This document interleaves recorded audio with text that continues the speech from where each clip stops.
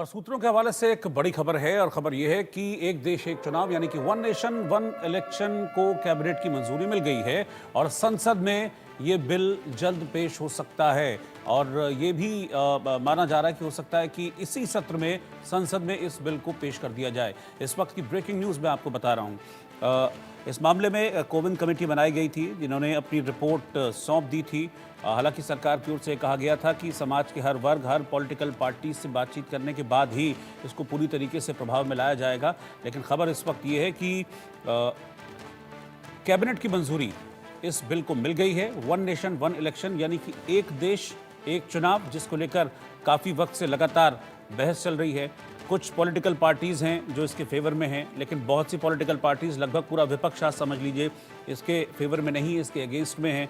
बहुत सारी वजह जो विपक्ष है वो गिनाता है, लेकिन कैबिनेट में इस बिल को मंजूरी मिल गई है और बेहद संभव है कि इसी सत्र में, क्योंकि जो संसद का मौजूदा सत्र है वो 20 तारीख तक अभी चलने वाला है, तो अभी वक्त है हफ्ते भर का। तो माना यह जा रहा है कि इसी सत्र में, संसद के इसी सत्र में one nation one election bill को संसद में भी पेश किया जा सकता है।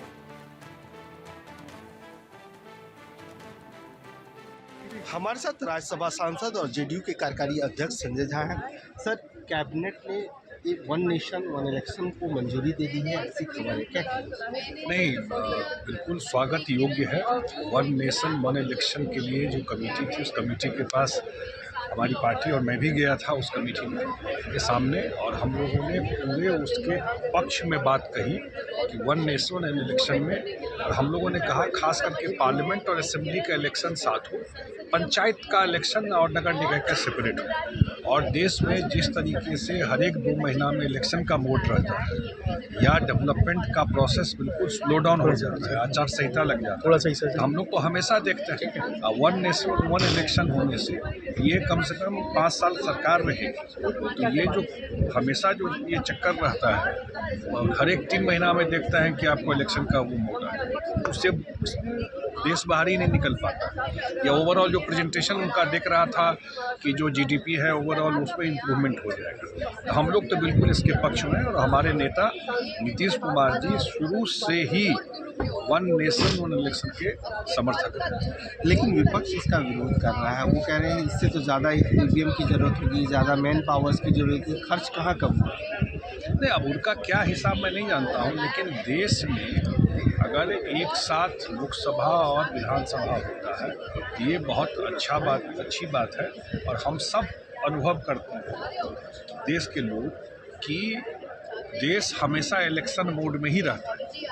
जब भी देखिएगा, एक इलेक्शन ख़त्म नहीं हुआ तो 2 महीना में अगला इलेक्शन की तैयारी शुरू, तो काम कब होगा तो स्टेट में देखता है। तो इसलिए मुझे लगता है कि ये बहुत अच्छा एक बिगिनिंग है। क्या प्रोसेस होगा, क्या प्रक्रिया होगा, क्या किस तरीके से करेंगे, डेफिनेटली सरकार ने उसका पूरा प्लानिंग करके रखा होगा और हम लोग इसका पूरा समर्थन करते हैं। धन्यवाद। मनोहर केसरी, इंडिया न्यूज़, दिल्ली। मुद्दों से भागने की कोशिश है, मुद्दों से बहकाने की कोशिश है, मुद्दों से भटकाने की कोशिश है। ये संभव नहीं है, ये व्यवहारिक नहीं है। ये बिल ला रहे हैं, किस मकसद से ला रहे हैं, देश की जनता को पता है। ये हमारे रूलिंग पार्टी के जो मुखिया हैं, हमारे मित्र माननीय, उनकी ये, मैं चाल तो नहीं कहूँगा, लेकिन उनकी सोची समझी रणनीति है।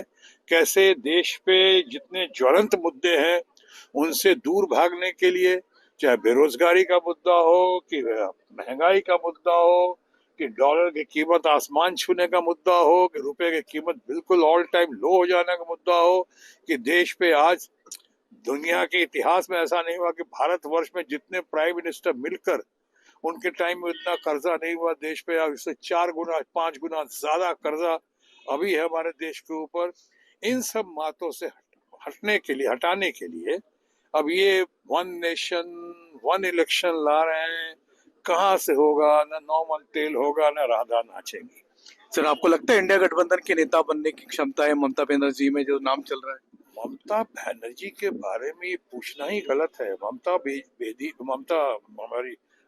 दीदी जो है, ममता जी जो है, ममता बनर्जी, वो ट्राइड टेस्टेड और सक्सेसफुल लीडर है। वो स्ट्रीट स्मार्ट तो हैं ही।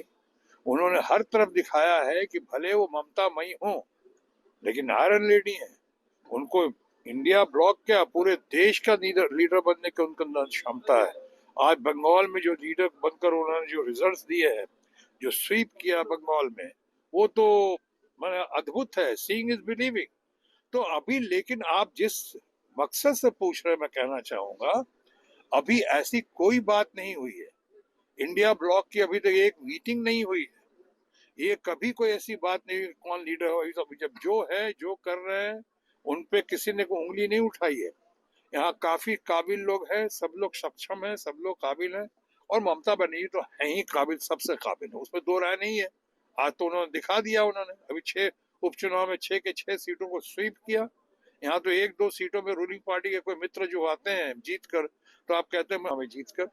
सो ये जो है वन नेशन वन इलेक्शन, ये सब बहानेबाजी है। आने वाले बजट सेशन के पहले ये सब करके, ताकि बजट की कुछ कमियां अगर हों और बजट की कुछ खामियां अगर दिखें, तो उनसे भी दूर हटाने के लिए, उन मुद्दों से भटकाने के लिए, महंगाई बेरोजगारी से दूर जाने के लिए, और व्यक्ति विशेष जिनके धन पशु जो कहते हैं बहुत सारे लोग, बहुत सारी बातें जो हुई जिन पे पार्लियामेंट अभी नहीं चल रहा, पहले भी नहीं चला था। मैं नहीं कहता क्या सच है क्या गलत है, भाई इंक्वायरी इन्वेस्टिगेशन होनी चाहिए, चर्चा होनी चाहिए, जवाब देना चाहिए रूलिंग पार्टी को।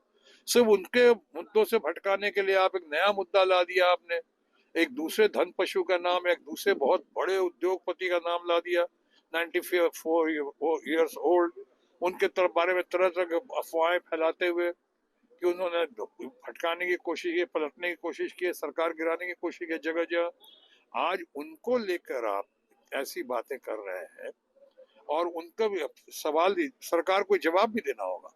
क्या उनके साथ सरकार की कोई अपनी फंडिंग का लेना देना है या नहीं है? बीजेपी के लोग से वहां फंडिंग किया है कि नहीं किया, उनसे नजदीक रहे है नहीं रहे, उनसे पैसा लेन देन हुआ है नहीं हुआ है। और दूसरी बात, अगर आप उन मुद्दों से पलटवार कर रहे हैं, दूसरे बड़े धन पशु का नाम ला रहे हैं, व्यक्ति या व्यक्तित्व का, तो फिर आपको तो अब 7 साल अभी भी कह रहे हैं। हमारे लीडर द ऑपोजिशन के बारे में आप कह रहे हैं, जो आज देश का आइकॉन बन चुका है, आज यूथ में क्या फॉलोइंग है हमारे लीडर द ऑपोजिशन की, आप उसके बारे में कहते हैं वो गद्दार है, उसके उससे उद्योगपति से बहुत लेन देन है, और उस उद्योगपति से वो उसका उनकी माँ का। अब ये क्या फालतू बातें कर रहे हैं? अगर ऐसा है ना, गद्दार है तो आप तो सरकार आपकी है, लश्कर भी तुम्हारा है, सरदार तुम्हारा है, तुम सच को झूठ लिख दो, अखबार तुम्हारा है, इस दौर के फरियादी जाए तो कहाँ जाए, कानून तुम्हारा है, सरकार तुम्हारा है, और सब कुछ तो तुम्हारा है, तो तुम FIR क्यों नहीं करते हो राहुल गांधी पे, लीडर ऑफ ऑपोजिशन पे? तुम केस दायर क्यों नहीं करते हो? और सबसे बड़ी बात, पहले उसका जवाब तो दे दो, जो कुछ तुमसे सवाल पूछ रहे हैं, मणिपुर का जवाब तो दे दो।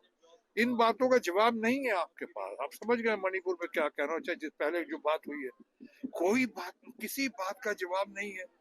तो आप अपने आप को एकदम टार्जन समझ के, सर्वशक्तिशाली समझकर, हमारे दोस्त मुखिया हमारे अगर ऐसे करेंगे माननीय, तो आखिर वो कहते हैं ना अंग्रेजी में, can't fool all the people all the time.